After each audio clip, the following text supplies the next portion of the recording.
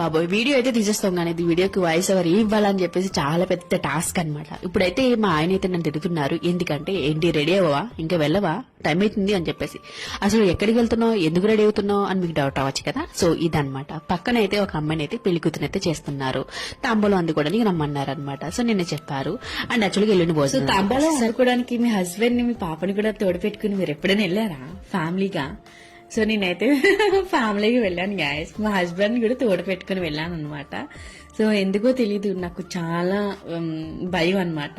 ఎందుకంటే ఎప్పుడూ ఫేస్ చేయలేదు ఇటువంటి సిచ్యువేషన్ ని, నా లైఫ్ లో ఫస్ట్ టైం అనుకుంటా.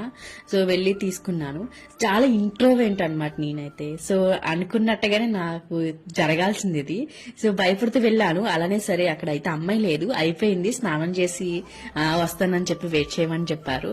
ఓ మై గాడ్ అనుకున్నా. వెళ్ళి మా హస్బెండ్ వెనకాల ఉన్నారు, మా హస్బెండ్ అయితే చూసాను, ఉండు 5 నిమిషాలు అన్నారు. బాబాయ్ అక్కడ ఉండలేనని చెప్పేసి మళ్ళీ కాల్తో వస్తానని చెప్పేసి మళ్ళీ వచ్చేసి మళ్ళీ చెక్ చేసుకుని మళ్ళీ వెళ్ళి అదైతే ఈ ఫైనల్ గా అయితే నేను ఏదైతే ఇది కంప్లీట్ చేసుకున్నాను అనమాట.